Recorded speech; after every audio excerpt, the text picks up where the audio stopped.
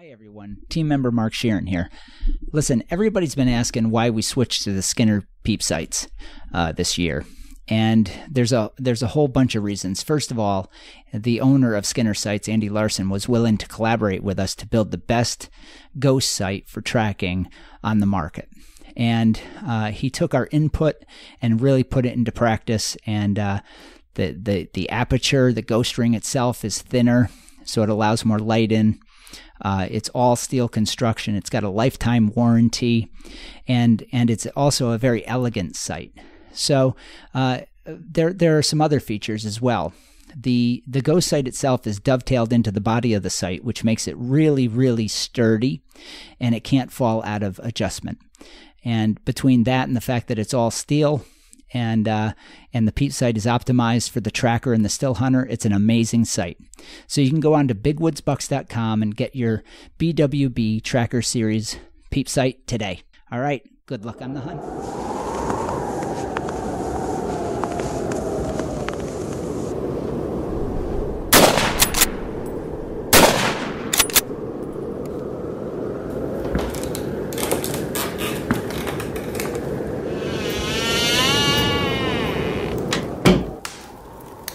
This is the Big Woods Bucks Podcast. Come explore the big woods and timber in North America with your host, Maine master guide and deer tracking expert Hal Blood. Listen to Hal and co-hosts Lee Libby and Joe Cruzy as they unlock the secrets of big woods whitetails. Each episode will provide valuable insights into the tried and true system Hal has used for the last 40 years to scout, locate, and hunt mature big woods bucks. Listen and laugh as the crew discusses Hal's legendary adventures and learn how to apply a lifetime's worth of lessons from the big woods to your own hunting and outdoor adventures. Welcome to the Big Woods Bucks Podcast. I'm your host, Hal Blood. Once again, sitting down here at Lake Parlin Lodge. Right sunny day, 4th of July weekend. Sitting here with Joe. Yep. And Mikey, old guide Mike. How you doing, everybody? They're not going to answer you, Mike. Oh. They're not going to answer you. And our guest today is Brian Donaghy, team member from way back, but we don't hear from him much because he's traveling to Alaska and guiding here and there and everywhere, fishing, hunting, whatever. How are you doing? So we're going to have just a little chat about a bunch of things today. First thing is housekeeping, right? We always got to do that first. One thing is still got a few openings for deer season for American Plan Thanksgiving week, and I've got an opening for the second week. I had a cancellation, so if somebody's interested in the second week, I got a 2-bedroom room available that would be for American Plan as well.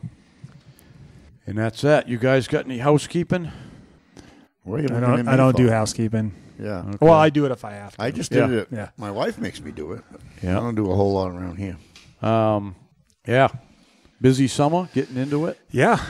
Yeah, it is. Seems actually. like it's almost ready for fall already. Yeah, Summer doesn't get started till now anyway. It used to get started Memorial Weekend. Now it's 4th of July. Yeah. It's just, Yeah. we just don't have the outdoorsmen. I drove through Greenville earlier, and boy, it was packed. Completely packed. Yeah. Yeah. And I bet it was. And then in another month we'll be baiting bears. That's just the way it goes. Yeah. It's a cycle in the North Woods. So You don't do anything with bears, do you, Brian? Just brown bear in Alaska, yeah, and I gave that up this year. I might do some. I got to do some caribou. Oh, hunts. that's right. You're heading back out to Alaska. Yeah, in about a month. and a little moose hunting out there too. Yeah, Right. Joe hooked me up with a moose guide out there, so Yeah. I got a guide to moose hunt the 8th to the 18th. Then I'll be back here about the 20th for moose season, and I got to do probably 3.5 weeks of caribou before the moose. So Yeah. And you're guiding a couple weeks here at the lodge for us. First 2 weeks in November. Yep. Yeah. Yep. And then you're going to hunt on your own. I got 3 weeks to deer hunt. 3rd week, the 4th week, the muzzleload week, and then I got trapping trips until Christmas. All right. Then I'm finally done. You'll be busy. Take the winter off. Yeah, you got to make some money. You got to stay busy. Your trapping trips are interesting. I thought that was cool when you first started doing that. It's just no one else was doing it. I don't know of anyone else that does it. No, there's a few now, but kind of saw how successful it was with booking and stuff. And the price of fur crashed probably about 2014, I want to say. Yeah.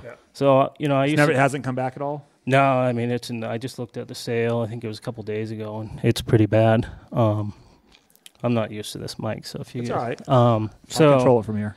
No, I used to... My brother and I, my twin brother and Mark and I, we used to trap pretty much the whole month of November.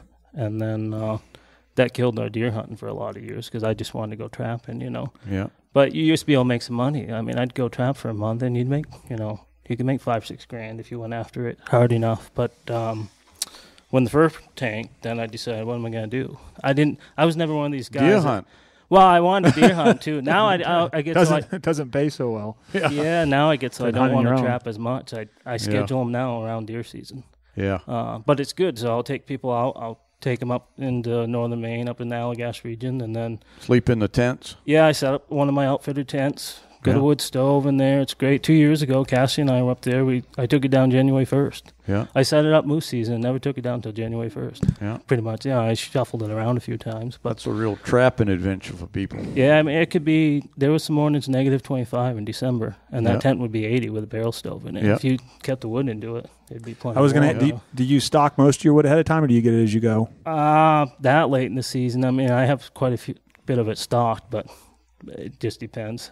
What I do is, every few nights I stop by Log Bow, cut some more wood, or something Yeah. like that. But no, It's a lot it of work works out that really time of good. year. It's a lot of Yeah. work just keeping up with the Yeah. wood.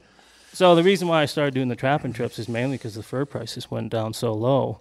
If I trapped for a month, it would cost me money. Right. And I'm not one to just do a little hobby trapping. If I'm going to go trapping, I run a big line, Right. We'll set traps on those trips for 4 days, as many, marten and fisher mainly is what we're doing, but as many traps as we can get out. And it'll take us, sun up till sundown, 4 days in a row, and then it takes me 2 days to go check them all. It'll be 100, 120 miles from your first trap to your last trap. And That's and pretty cool. So we have a 5-day check in Maine on that type of trapping. So on the 5th day, we got to check at least all the ones we set the first day. And then so it'll take us 2 days. And then those guys that come up with me, they get to keep all the fur, and I make my money off of the trapping trips. So. Good deal. And the good thing is after I do it for a couple of weeks, then I just leave all the traps out. And then I always have about 10 days left in the month. So I'll get 2 more checks to myself. Then I get to keep that fur, Yeah. So it basically pays me to put the line out. Works out great. Cool. So Yeah. So if someone wants to do that, where do they find you? just on my website. Yeah. Epic Adventures, Outfitters and Taxidermy, eaguides.com. And then, but my trapping trips are all booked right now through 2024. Oh, wow. Good for Yeah. you. That's So- awesome. That is cool. Yeah. It's just something so different. I mean, It's a lot of there's fun. not a lot of guys out doing it. You No. learn something. And- It's something most people never do. It was kind of a catch-22 because around 2014, 15, probably about 15, fur prices kind of tanked. And then we got new laws, too. We had to use these exclusion devices Right. because of lynx. So now there's nobody. Like, I could go up there in December, and I'm the only one. So to me, it worked out perfect, Because the trapping's just as good as it's ever been. You got to jump through some hoops. I need a cargo trail to haul all my boxes around, You start putting 200 boxes in the woods, and Right. it takes up a lot of room. So, and then You you got picking up many sheds when you're out trapping? usually 1 or 2 a season. In December, you'll find them, in log room in the morning or something, but not a ton. I found a few sets over the years that were dropped the night before, but there's so many loggers up there in December that you don't. Up where I am, I mean, it's like a highway with log trucks. You got to be really careful up there in that time of year. But Yeah. Well, that's fun. Yeah. Yeah. So, all you lucky moose hunters, I hope if you're taking a guide, get your hunts all booked.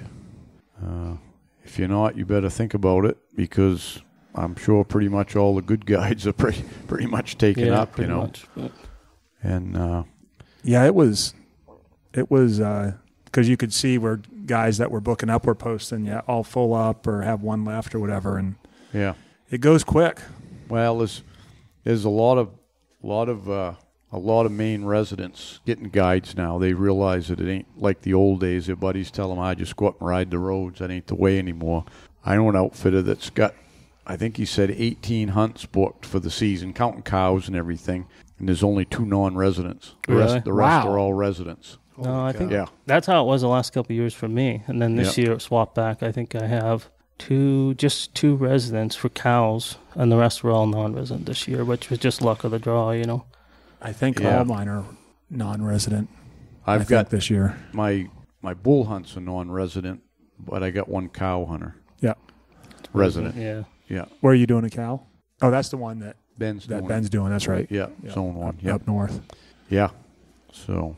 I think the folks are finding that coming with an outfitter, even though you're a Maine resident, if you start taking the dollar amount that they're spending Yes. to a hunt and to getting a good guide, and you don't have to use your vehicle, blah, blah, blah, it's really not a whole lot of difference, huh? Especially with $5 a gallon gas. Yeah. I know. I mean, Don't Time they remind me. run up and scout for a couple weekends and all of that. We'll owe them money at the end of the week. Yeah.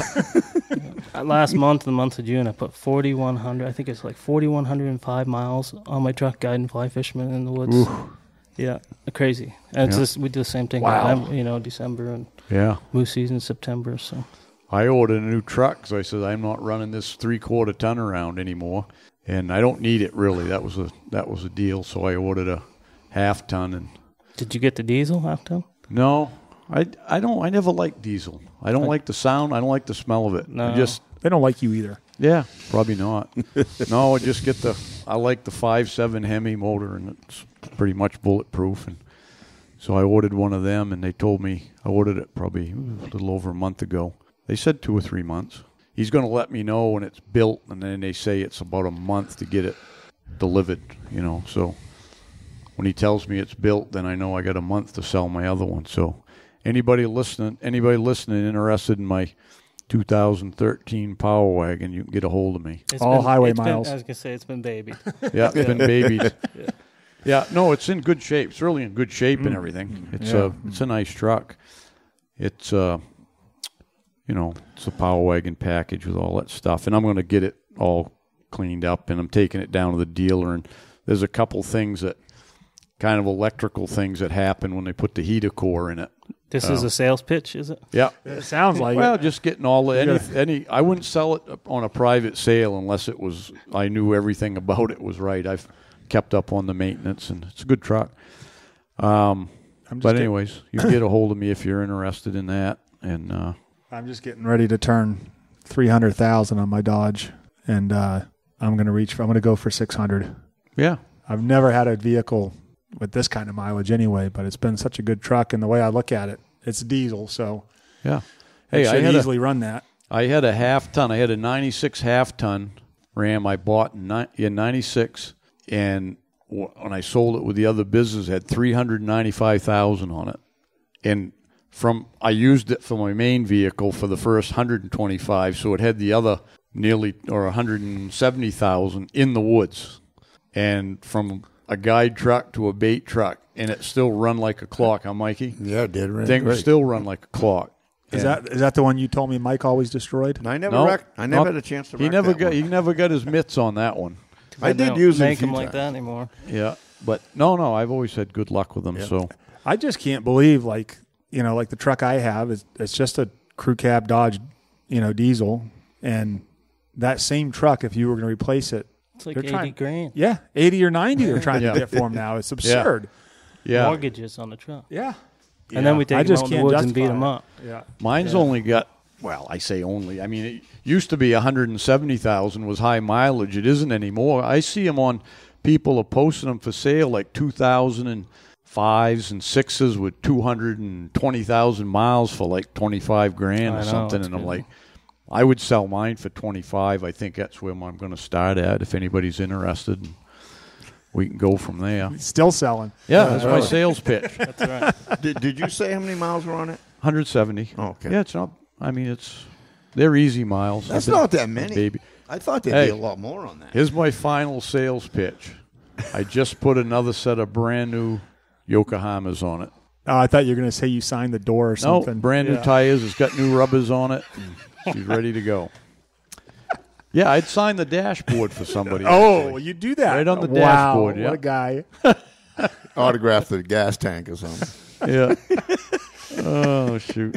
No, it's I've always thought it would be really cool to take because we do abuse our rigs up here. I mean, it's rough on them. You got to replace. I mean, you Wait a can minute. keep up wait, with it. Wait, now. You abuse yours.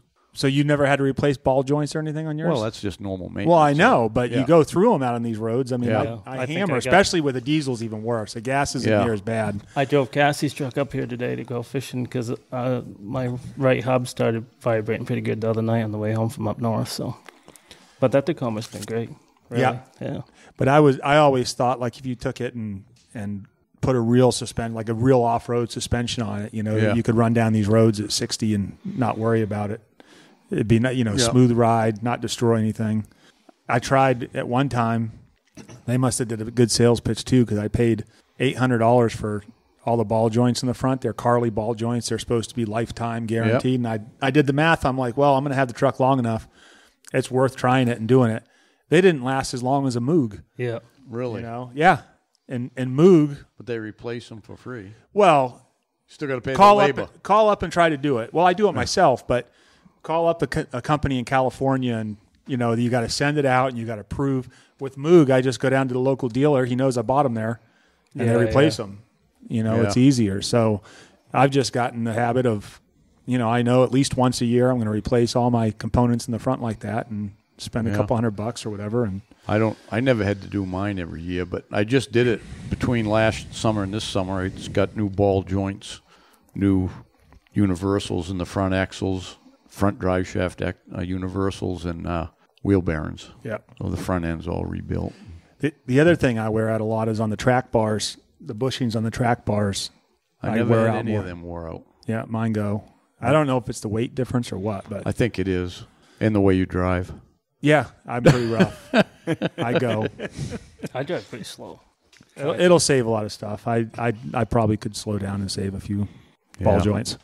Yeah. So, but I mean, what you do, Brian, is pretty rare. I mean, there's not a lot of guys. I mean, Mike does too. He's guide as much as you guys guide, where it's Well, it's there's- been about maybe the last 5 or 6 years where I've tried to make a living guiding year round. So Gotta you just hustle to you do gotta that. Keep busy. Yeah. No, moose season's been good, and this year we're booked up solid again. And I got some trapping trips in December, and Alaska. I've been guiding. Oh, this spring I was guiding up Chenna Lake Lodge all spring, doing some fishing, and they keep me pretty busy. So Yeah. yeah. Alaska is some of your stories from out there are pretty wild. Your flying stories and everything. I mean, I think a lot of guys. Number one, a lot of guys just don't have the opportunity in their life to say, I'm going to pick up and go to Alaska and get a guide's license, because it's not easy there to get a guide's license. No, you don't have to go through like the testing process that you do here, but you got to get an outfitter that's going to hire you. And I know you do. See, it's different out there. You got what they call assistant guide, which is your guide license, and then a registered guide, which is an outfitter. Mm-hmm. So in Alaska right now, I can guide hunts, but I can't book a hunt. I have to work through a registered outfitter. Okay. This year, I'm eligible to go get registered if I want to, so I could start booking them.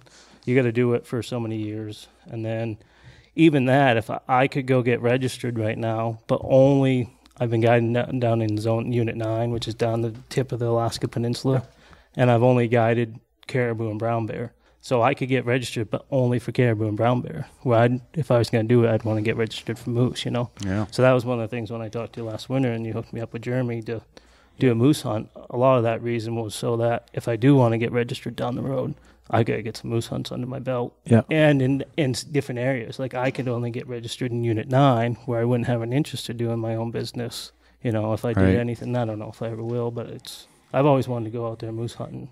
Yeah, you might still And- be in 9. He actually does his in 9 and 17, I think. Yeah, I'll be in the other zone when I talk to him, yeah. So, but it'll be interesting. It'll be a lot of fun. Yeah. Moose hunt, yeah.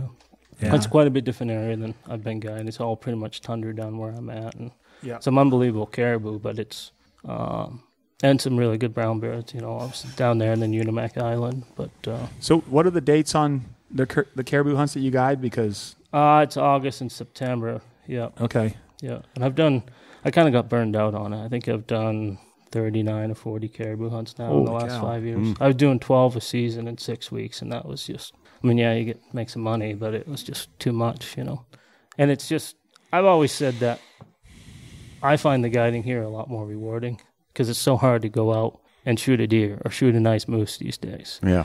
where I've done all that guiding out there, and it's always been 100% success. You know, and the most I ever went for a caribou was 4 days. And that's because I was trying to kill a specific one that we were hunting him every day. You know, but that caribou hunting down there is a lot different than what most people think of.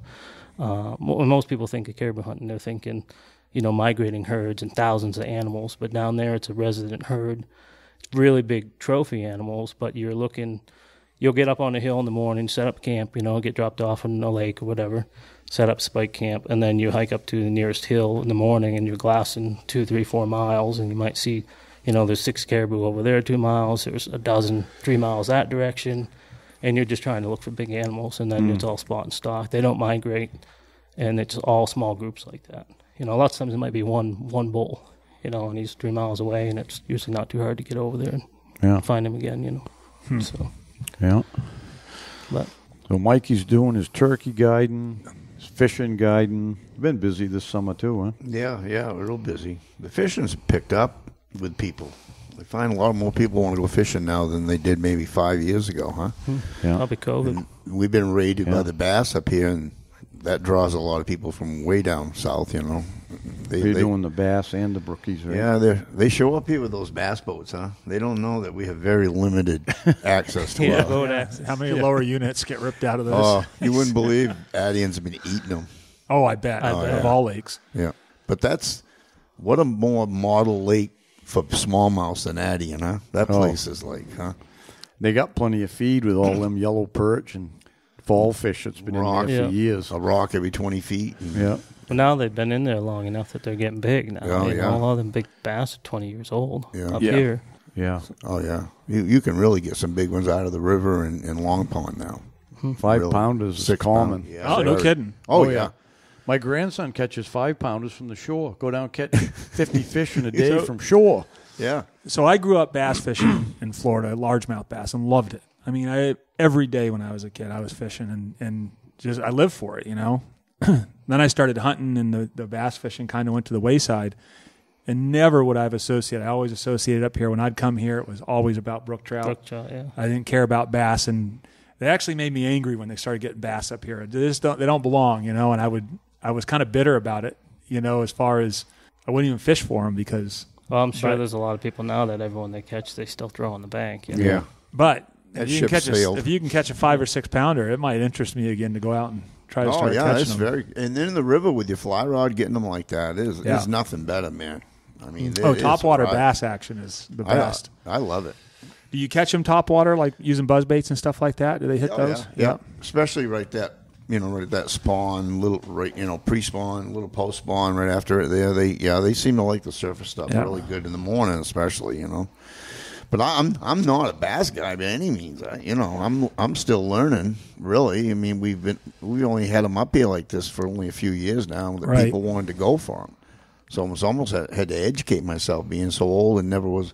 I got my license back in the 70s taking bass fishermen. Remember, down there in southern Maine, every frog pond was loaded with 6-pound bass, huh? Saco River is full of them. Oh, Jesus, small. We used to go down there when we was kids. We'd 10, 12 years old. We'd walk from Bonnie Eagle Pond down to the Saco River there, Buxton, and just wade with our sneakers on out in the river and catch bass. None of them back then in the river. You ever hardly got a big one, but it was fun. You know, you get 10 to 15-inch ones, you know.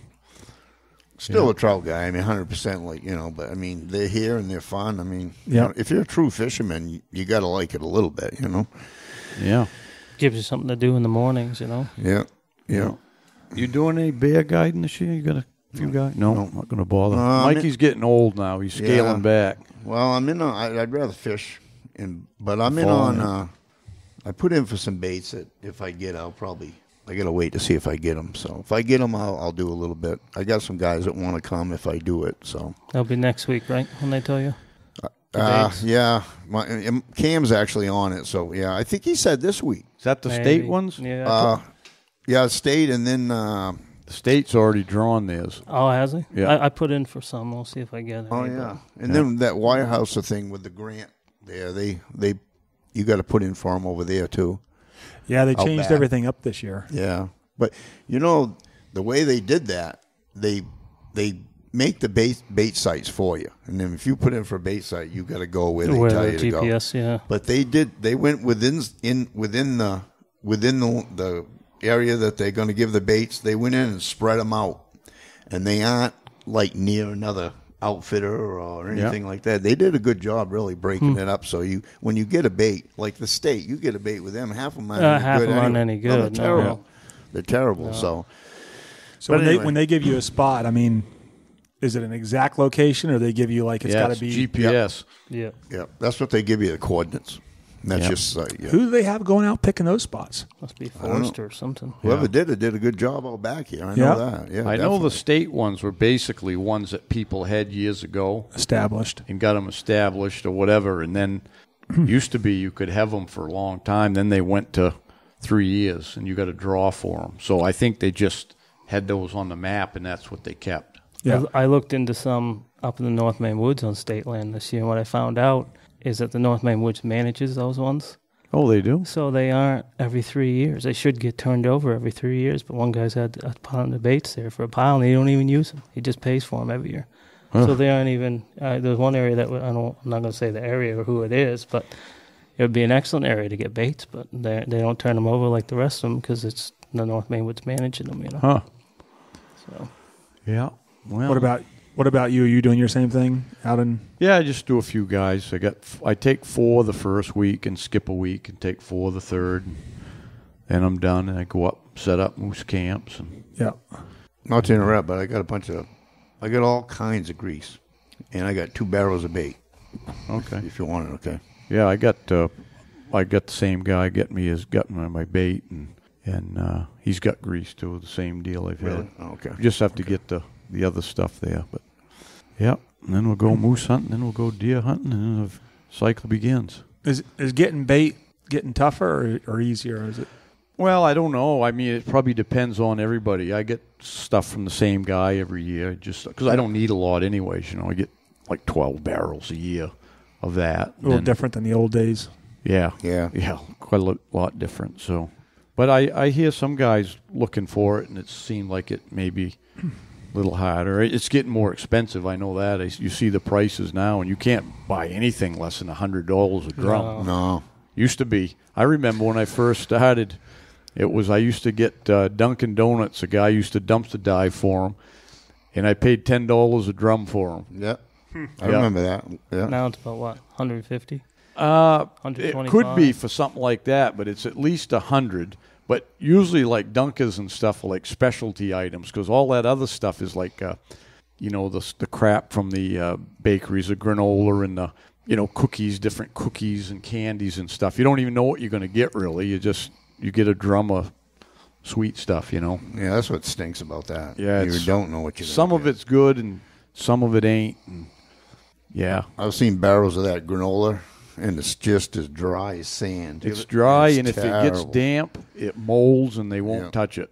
The I think the trail mix is better because it's got nuts and candy in it and stuff like that. But the granola really ain't much good. Have you noticed much berries around here lately, or it looks like it's going to be a good berry Plenty year? of blueberries. No, up north it seemed like there's going to be a lot. We had so much rain. Yeah, probably, but sometimes I've seen that before, and then you get closer, and sometimes it's so wet they rot. I've seen them rot right off the vines there, the raspberries and everything. It's hard to tell yet. It's usually July, and when you start baiting is when you look around and you say, yeah. But last year was a food year. There was everything in this area, so you never have like 2 years in a row. So I see plenty of low bush. Yeah, I was fishing a pond the other night that had a lot on the edge of it. In some areas, there's a bunch. Yeah, but some areas don't even have hardly any blueberries, so it don't affect it, And then other areas are full of blueberries, and it might affect it. Yeah.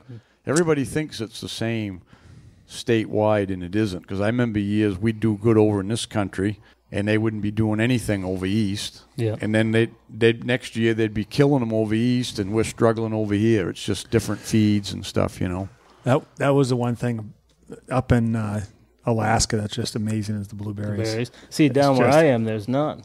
Oh, geez. Yeah, so I'm way southeast of where you were. Yeah.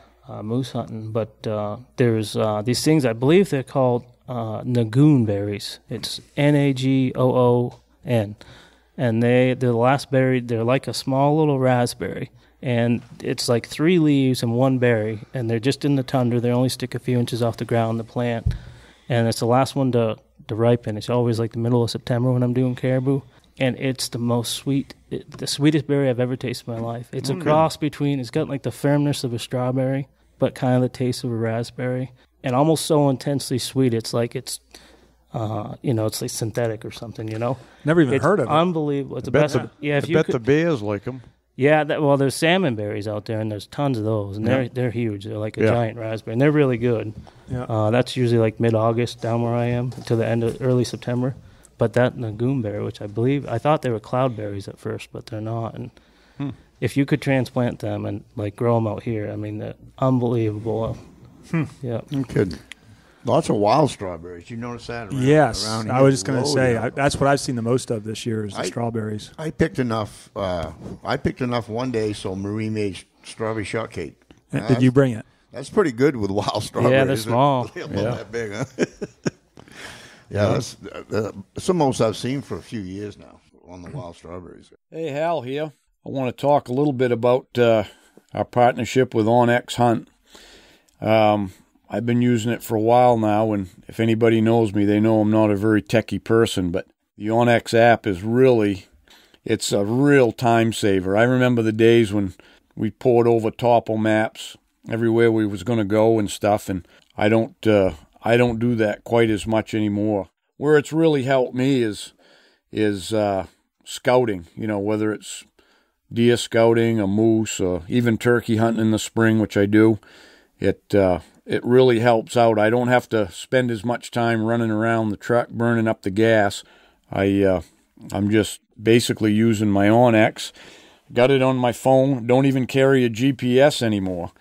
So I just download the areas where I'm going to be hunting, whether it's up north moose hunting, and I use it mostly on the satellite imagery. I like to see the cuts and the clearings and the turkey hunting, the hidden fields and stuff, but everybody's using it now, from the game wardens to land surveyors, and just a great tool. And with our partnership with OnX, if you use a code BWB, you're going to receive 20% off on your first premium or elite memberships. And you just go to onxmaps.com/hunt. You'll be glad you did. Good luck on the trail. Mike, you want to tell us a story about your hearing aids? Oh, your phone. It all ties together. Why you had to get a new phone? Huh? Joe, I've been waiting for that joke all the time. Well, actually, I was fishing the other night, and this was on my phone. I just went for a hearing aid test, and they found out that I need a hearing aid. But my phone wasn't new enough to be compatible. You know what that means, Joe, because you I understand the word compatible, Mike, if that's what you're asking. No, Joe, not the word compatible. Bluetooth. Yeah. That's the word I wanted. Yeah, you and Lee Shands are your phones. So you were airdropping all the pictures, is what you were saying, right? Yeah. So anyway, I found out I needed a hearing aid. My phone was a little bit too old for everything. So anyway, take a guy fishing the other night. Caught a monster trout in this pond. I was in Lang. No, you can't say pond names. I tell where I go. It's no, that's all. That's a crock. That's number 3 pond. Chris is going to beep that one out. But anyway, so I was up and 16's big up there, so it was a beautiful trout. So I said, I got to get a picture of this trout. Take my phone out, set it on my leg. The trout flops, hits my phone, Bloop. Right in Lang Pond. Deep sixed it. Yeah. So the guy says to me, you just dropped the fish back in? I go, no, that was my phone. He just, does it float? I go, apparently not. So that was the end of that phone. That was an S8, though. So I ran down the next morning to Skowhegan. Got to drive 90 miles to go get a phone. Huh? Got me an S21. Does he exaggerate on his mileage the same way he does on his animals? Obviously. That's about 60. What, to Skowhegan? What are you? You kilometer? He's kilometers. Jet? That's what he is. He's kilometers is what it is. I think he's thinking round trip. Well, I'm used to being in Canada. So yeah maybe. Anyway, sorry, Mike. Yeah, that's all right, Joe. But So you got a fancy new phone yeah, so I got a fancy. that are what was that word again? Compatible. Yeah, compatible. Yeah. Oh, it's compatible with your hearing aids. It's supposed to be according to the list I got back from the doctor. So Did you order your hearing aids yet? he's doing it. No. What? Why? You're going to pay double. That's a weird silence. You're going to pay double. I am. Yeah. I think. I mean, depending, unless he's going to give you a great deal. Usually. Don't you know Joe's the king of the hearing aids? Yeah. I could tell He's you only a funny, had 16 I don't know sets. if I should tell a funny story about a client one time with hearing aids. We're sitting watching Caribou, and he's telling me stories all day long. And he says, and I had this young kid, Ben, packing with me. He said, boys, and he's, of course, like 80, and I was 35. And he said, when you get to be my age, don't you ever wear your hearing aid in the titty bars, he says. and I don't know if there's a family. I said, why? He says, well, them things get to swinging around next, they knock one of your hearing aids out, and you got every girl in the place on the floor looking for your hearing aids, then you lose them, and you got to go home and tell your wife where you were and why you lost your hearing aid. Man, that's a long way to go, but I'll follow him. Yeah. That's funny. So, yeah, so just as a rule of thumb, years ago before the internet, audiologists were the only places that you were going to get them, so they did your hearing test, they ordered your hearing aids for you and everything, and they don't give them away. Now I do know, and maybe it's the case, I don't know with you, that insurance will pay for them now in Maine. So, Right, yeah. So that makes a huge difference, but I didn't have that option on mine. So, I found a place online, and it was exactly half of what the audiologist was. Aren't they about like $6,000 usually? No, well, yeah, from the audiologist, they're between Right. 6 and 7, and you can, 2 to 3 the other way, I think. So all you Yeah. audiologists there listening, yeah, probably don't. Joe's undercutting you. Well, we're actually looking at something. There is a company that makes, because the biggest problem with hearing aids as an outdoorsman is that ones that are just your run-of-the-mill hearing aids that most people get are not waterproof. And Right. obviously when you're hunting, especially tracking, if you got snow on trees and everything, they're useless. You got to put them away, because I've ruined a few sets that way. Joe, Or wait, that's when you put a condom on each ear to keep them dry. Yeah, they'll hear you coming.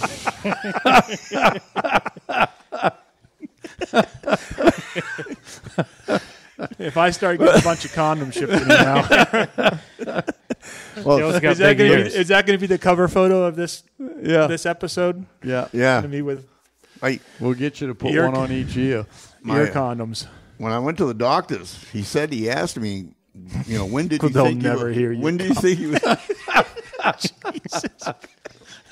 You're just getting that, Joe. No, I got it. It's just Isn't your brain it was too good. compatible, it was, Joe? It was too good not to repeat.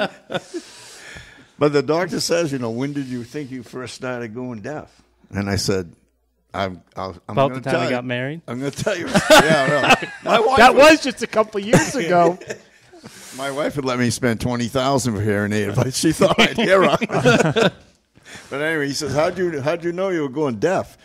And I said, no one's ever told you this before. I said, but I guide turkey hunters and I guide moose hunters. In the last couple of years, I've been going, oh, there's a bull over there. And my hunter goes, no, Mike, he's over there. And then I'll hear a turkey gobble, same thing. Oh, there's a gobble down that flat. No, it's behind us. So that's when I noticed I was having a little issue with my ear, and I didn't know. I will tell you from personal experience, there is nothing more frustrating than action going on, and Not your being clients hear it, and you don't. Usually it's it's the other way around. Yeah, They I spend know. 2 days not believing you that you've been hearing grunts here and That's there. right. Yeah, always. You're right. Yeah. Yeah. So anyway, there is a company that I'm looking more into that provides us. It's a hearing aid made specifically for hunters and outdoorsmen. It's waterproof, and they claim they've got great technology, and they're as good as anything out there. So they might be worth a shot. So anybody Try out there out. listening, chime in to Joe if you know any of them companies. Huh? I know the company. We just got to see if they're worth anything first. Well, There's a lot of like I tried that sportier. Tell them you'll field test for them. Yeah. Oh yeah, working on it. So the sportier wasn't worth a damn amount.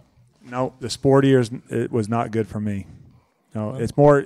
So there's a difference. Not to get so far into it, but there's a difference between a hearing aid and an amplifier. A sport ear is nothing but an amplifier. So when you're going to pick up every single area. You hear yourself walk in the leaves. Yeah. Yeah. And you don't want that. So number one, you want noise canceling so that you don't get the gunshots, which sport ears have that. But you want something that's programmable, that is going to be programmed precisely to whatever your deficiency is in your hearing. And so that's what these companies do. So it's like anything else. I mean, it's going to get better and better, as the years go on. And what's interesting is that the ear is one of those things that they just can't fix it that well yet. There's no way that they can replicate the little tiny hair follicles in there that are grabbing the sounds. Yeah. And it's such a complicated, It's pretty amazing when they show you that stuff when you're at the doctor's, how that all works. There was pretty a amazing. hunter. Remember, Ben and I kept running into that hunter. Chris was his name last year up there in town. Right. And deaf ever since he was born, I guess. I just thought that was so amazing. He was out there hunting with his wife, who is also deaf. And he's been hunting in Jackman for 30 years. And he shoots deer, not in Jackman every year, but he shoots deer, he's from Pennsylvania. And can you imagine, he sends me pictures all the time, turkey hunting this spring, he went out. Can you imagine doing all the stuff we do and not being able to hear anything? I always tell people. I don't have to imagine. Harder, though. I mean, so much hearing, harder. It is. For me, hearing is almost as important as eyesight. Oh, absolutely. 100%. I mean, you think about hearing a buck stand up out of his bed or anything. You can hear things that you can't see. So hearing is really important. Just think how sharp his other skills must be. Oh, I can imagine. You imagine that, huh? Yeah. Yeah. I guided two guys that were both deaf a few years ago. Remember that? Leo and Walt. Neither one of them here. So every time I'd hear a bull grunt, they call me a liar. Yeah. Because it was one of those years where we were hearing them like all the time, about the third day. We think you're full of shit. We don't think. But his granddaughter was with us. She goes, Hallie, Grampy, really? They do. He is hearing bulls. The difference is that Leo was just downright sour. But Walt was that way, but he had at least hope that you were going to call one out. I don't think until that one stepped out that you got a shot, Leo probably thought it was never going to happen. No, he was mad at me because I didn't put one in front of him all week, and I'm like, he did though. You did. You put a 60-incher out there on Tuesday morning. 20 minutes into the huge season. Bowl on video. But whatever happened to that video? We should have ended up with that. Hallie has it. Yeah. Okay. Yeah. But anyway. Yeah. So. Well, let's talk a little deer hunting here. Huh? Mike, get your hearing aid. Okay. Well, we want Brian to have a good time, Yeah, I was just an innocent bystander traveling through at the right time. So yeah, exactly. Worked out well. I got to say, I said it before in another one, but I have seen more deer in the woods traveling the road. Oh, yeah. Than there's ever. A lot of deer this even year. back when there was seemed like there was way more deer back in the 80s and 90s. You never seen them traveling the roads like you do now. Have you seen any fawns this year? Yeah. Started seeing fawns a couple weeks ago, and they're cute as heck. And I could tell it was, they don't go for a couple weeks with their mother anyway. They don't travel. But the first ones I saw were real little ones, so you knew they were 2 weeks old. And then the other day I saw one that had to be a month old, because as soon as I saw it, I go, boy, look at the size of that fawn. He was noticeably bigger. So he had to be like a month old, Good size, biggest one I seen. I actually filmed that one with my camera a little bit. But yeah, I've been seeing does almost every day up north, it seems like, but not many fawns. Yeah, a few. But yeah, because they're just starting to take them around a little bit. But there's plenty around. A lot of moose, a lot of bears. I've been seeing quite a few bears. Yeah. You were seeing a lot of moose up north? A fair amount, yeah. I've seen a couple pretty good bulls already, and I tend to see moose almost every day, it seems like. Yeah, used to be here you'd see 5 or 10 moose for every deer you saw around the roads, but it ain't like that now. Yeah, it's been almost equal this year. Yeah, it's been more deer than moose around this area here for seeing them, for sure. And again, you're on them gravel roads day after day after day, going to fishing ponds, but I'm just casually, traveling here and there once in a while, But I remember, it was Sam was with me there. We see 10 one day, just on one trip. We saw 10 deer. Yeah, that's good. Yeah. I see 5 coming out from fishing a pond last night. Saw 5. Yeah. Yeah. Yeah, you could never. I mean, Never see that many. Yeah. I mean, not for a you while. might not, used to be, you might not see 10 deer in the summer traveling the road, you know. Yeah. The most I saw, I probably said it before, but it was back early when they were just starting to leave the yards around town and stuff. I saw 27 one day.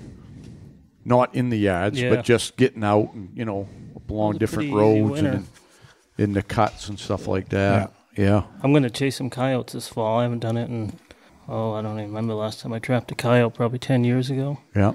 But I got about 150 coyote traps, and I'm going to go Yeah. all out for 2 weeks. The last 2, after moose season, I booked some cow hunters, but I got my guides guiding them so that way I can still trap coyotes. Going to do it up north. Right out of moose camp, yeah. Just trying to, There's I don't know so how many many I'll up catch, north but there because nobody goes and hunts them with the hounds up there. So there's You're doing what Eric has talked about for the last 10 years. Oh, I've talked about it, and I picked the worst year to do it, $5. I mean, it's going to cost me a lot of money to do it, but I just figure it can.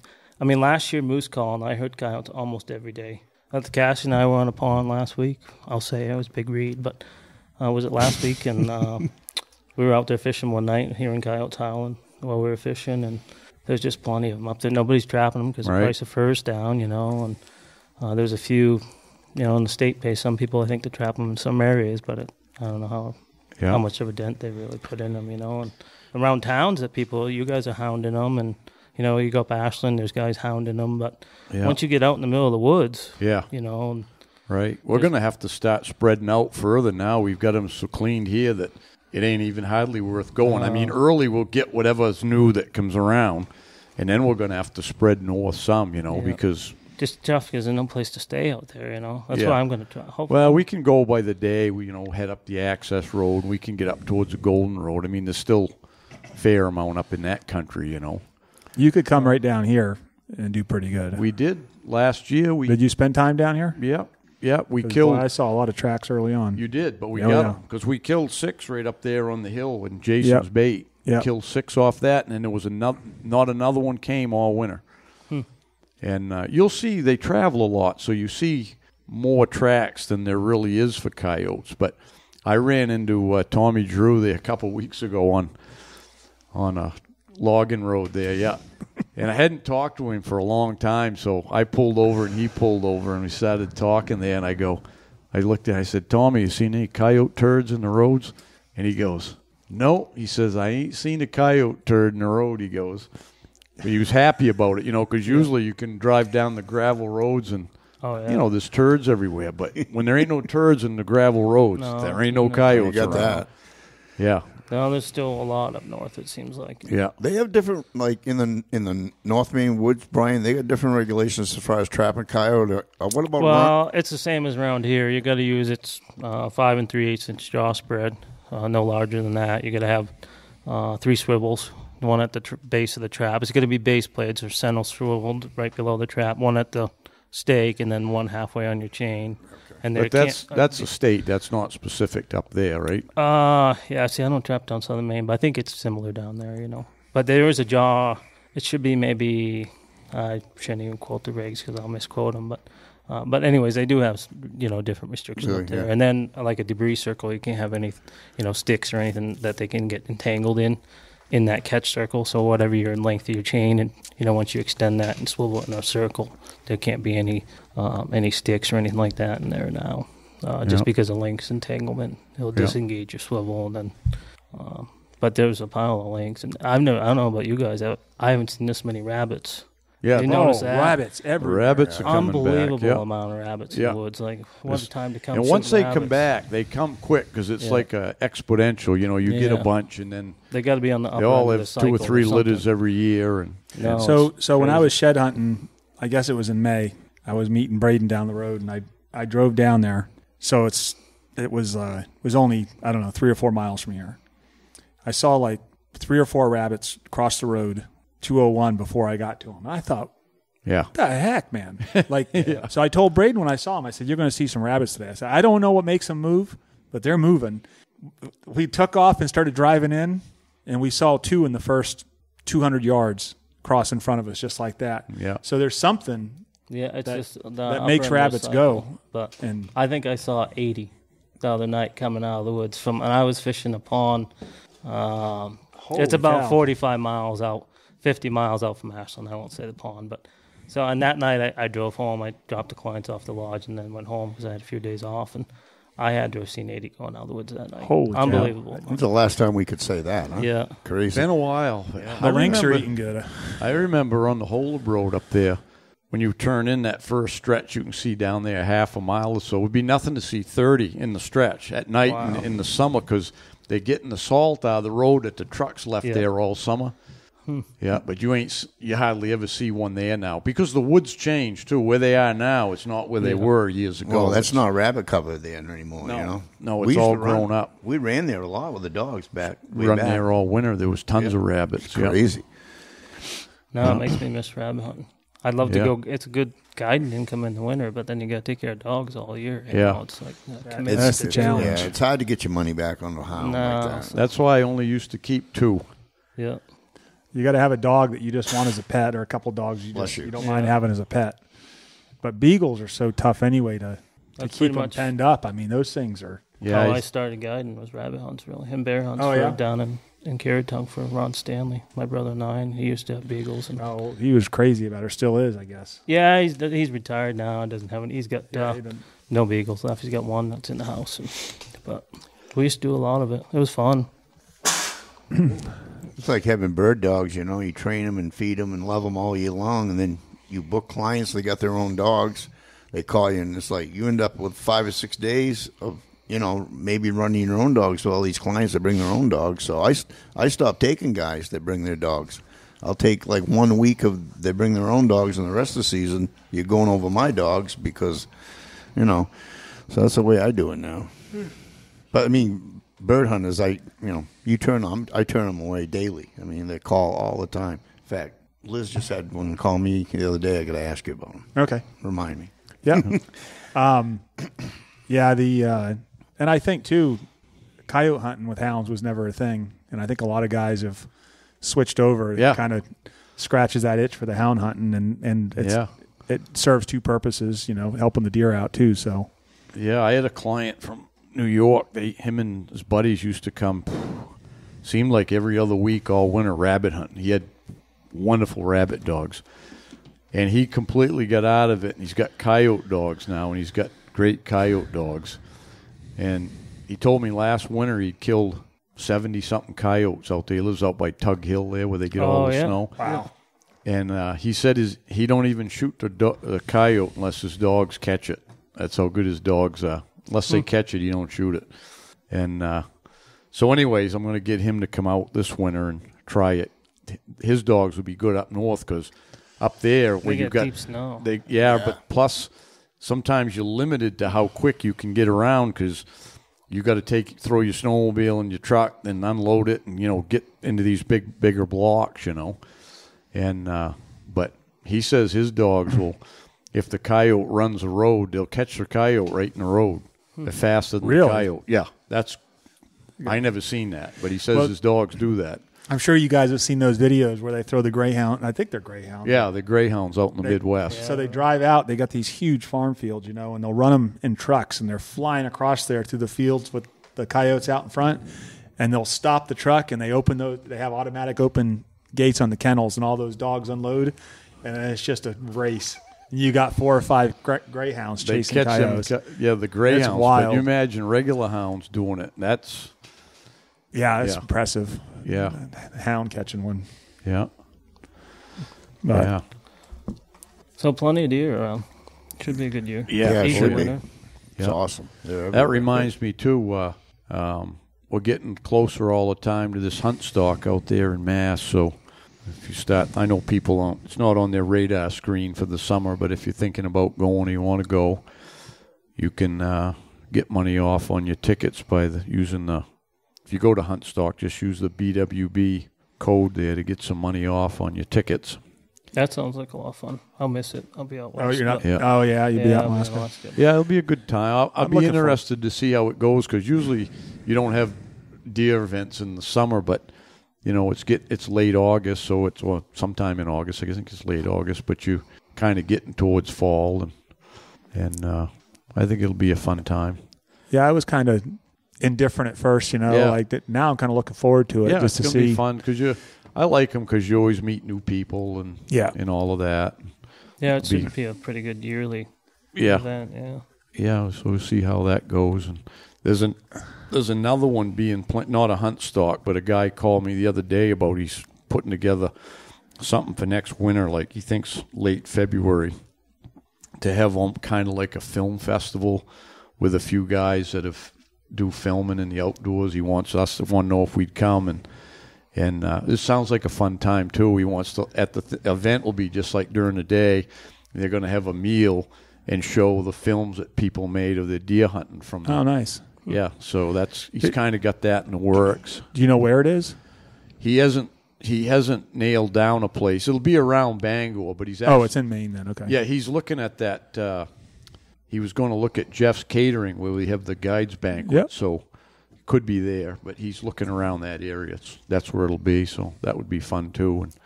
And that's going to only accommodate, I don't know how many people, a certain amount. It'll be, all ticket sales ahead, but sounds like a fun time for that too. Something different. Yeah. Oh yeah, update on the. We keep getting emails. I get messages. Chris gets emails about the clothing. A lot of messages lately. Yeah, A lot of messages. And we've pretty much been assured that we're going to have them fairly soon because we thought we had it all figured out with the stitcher, and the guy come down deathly sick, and evidently his company don't run without him. But we just got with a new guy, and they're all about accommodating us and doing what we want. And they're a real big company, and they'll expand if they need to accommodate us. So, well, the biggest thing is that we actually have the wools in our hands now. We got all the wool. We finally just got the.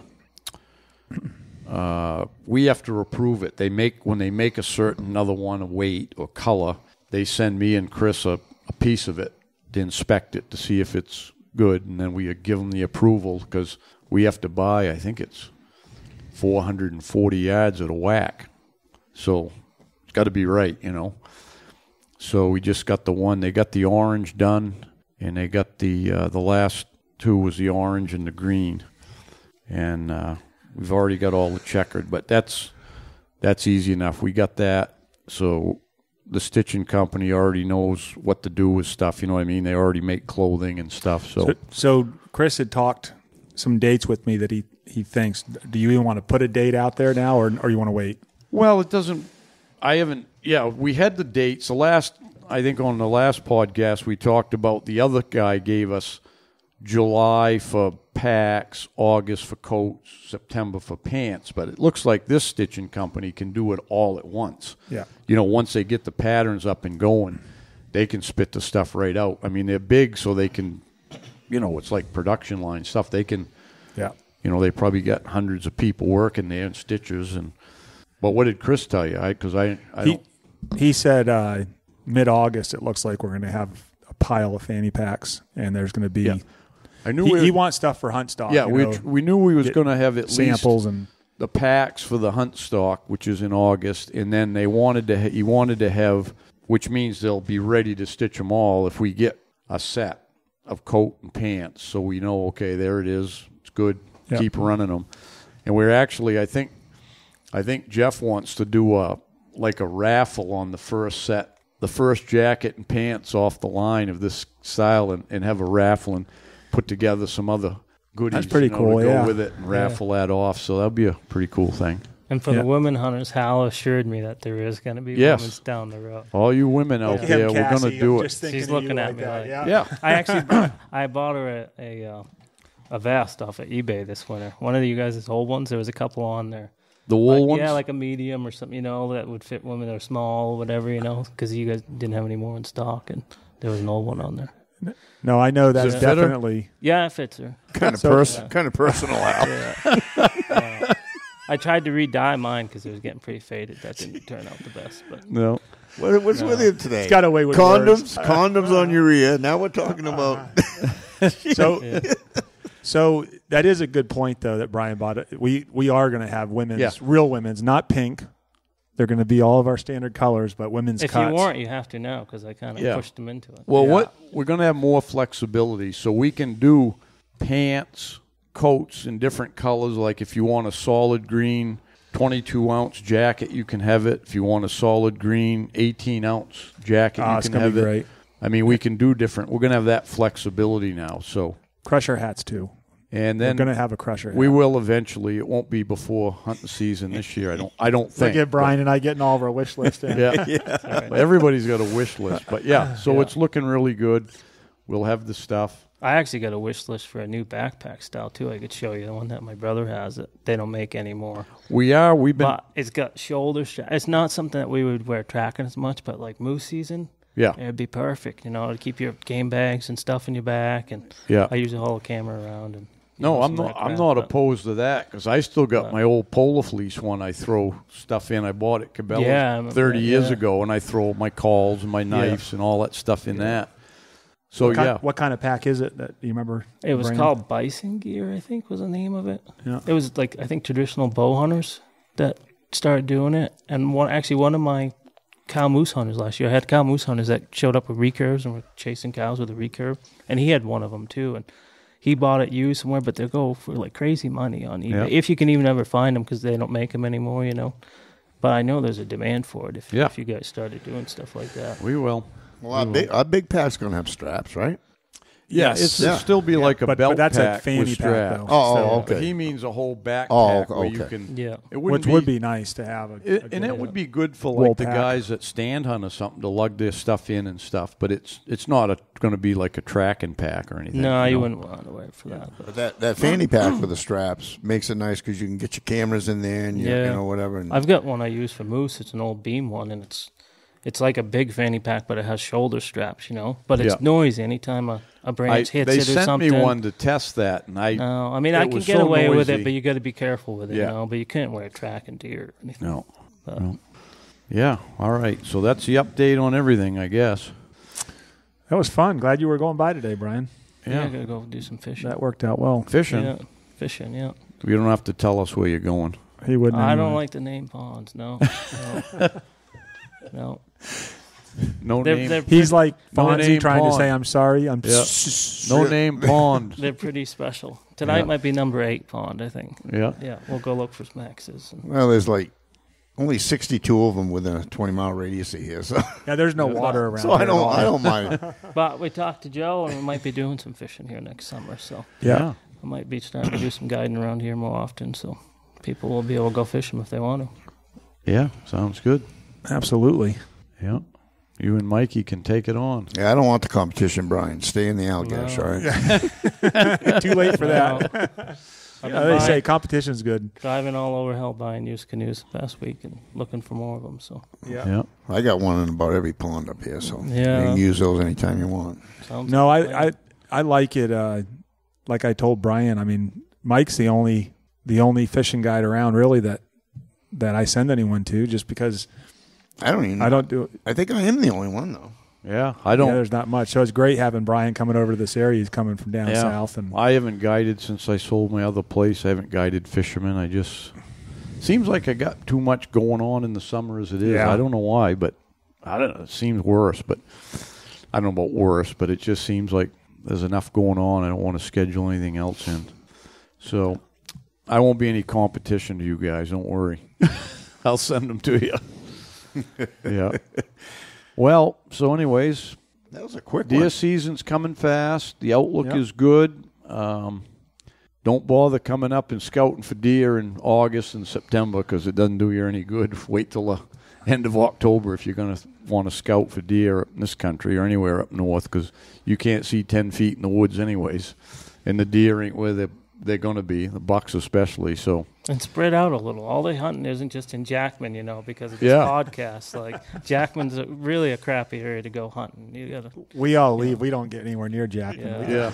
Well, we say it, but it's funny too, because I think half the deer that get tagged, probably the moose too, and people Just say Jackman. they say Jackman, and that's what gets put on the tagging thing.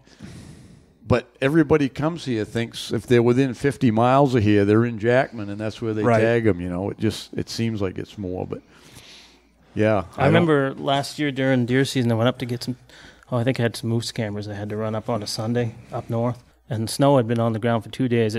it's funny because the snow was on the ground and it went to crap here, so I just assumed it did up there. But it was like a day later that storm hit up there, and the snow still would have been great on Saturday, and I didn't go up there and hunt. Oh. And some of them roads up there, snow had been on the ground for 2 days, and there wasn't even truck tracks on any of them. Like, there's nobody up there hunting, it seemed like. Yeah. Yeah. Were there deer tracks on those roads? There was some deer. I kicked myself. I'm like, why wasn't I here yesterday? Yeah. Like, no, Cassie and I ran up on Sunday. I had a buddy of mine had some cameras out. He was from Mass and wanted me to get them for him, and so I did. Well, most people, to hunt up there, you got to be geared up to, you got to commit to it. Get your tent camps or whatever set up, and just a lot of people. The casual hunter doesn't do it. Yeah, Doesn't they'd go up rather there. get their shower at night and their meals for them, and that's what we're here for. So, but yeah, there's plenty of opportunity in most places in the Northwoods. There's actually up in the middle of there. There's some pretty sparse going for deer in some of the areas, but you they're in pockets. You just got to find the pockets and go. And I think that's why there's always a lot more deer around the areas where they get fed, like either here or Rangeley does it, and Eustis and the Allagash and all those towns. What is it over there? Ashland and Oxbow. So, but you get in the middle up there, and they're pretty sparse. Get on a track up there, in fact, to put some miles on, right? There's about 2 miles between every doe up there, so they're traveling. Brian usually only has to go about 100 yards to kill his deer. Yeah, that's right. I'm pretty If good that. for that once in a while. Yeah. Or 2 years in a row. Yeah. No way. Blind squirrel finds a nut once in a while, right? You shoot them when you can. That's right. Yeah. The only downside to go hunting up there, though, is at the end of the day, nobody's picking you up. Yeah, around here, if you're 5 miles from your truck, you probably get lucky and someone gives you a ride back. But up there, no, you're walking back. Well, up here you get run over going back to your truck. Yeah. Well, until next time, good luck on the trail. Hi, everyone. Big Woods team member Mark Sheeran here. Many of you know that I have a passion for helping people solve their addictions permanently. As a matter of fact, me and my team have spent the last 31 years helping more than 20,000 people move on from their addictions. So know this, if you or someone you love want to move on from an addiction for good, and you don't want to be stuck in a rehab or 12-step meetings or endless therapies, then you might want to learn about the Freedom Model and the St. Jude Retreat. To learn more, give us a call at 888-424-2626. All calls are confidential. Here's that number again, 888-424-2626, or go to soberforever.net for more information. I really look forward to helping you end your addictions for good. Here's that number one last time, 888-424-2626. Take care. Hey guys, Joe here. Wanted to take a few minutes to talk about Lake Parlin Lodge. We're a 4-season lodge located just south of Jackman. We've got cabins, lodge rooms, mini lodge. We're a big snowmobile destination in the winter, full restaurant, bar, all the amenities that you need for your trip. Open obviously through the summer, right on the lake. Kayaks, canoes, all included with the cabin. We also do a lot of weddings, so if you're looking for a destination wedding, we can do a wedding up to 200 people. And, of course, we've got our hunting season, moose season, deer season. So check us out. We're at lakeparlinlodge.com. Hey, thanks for tuning in. Till next time, good luck on the trail.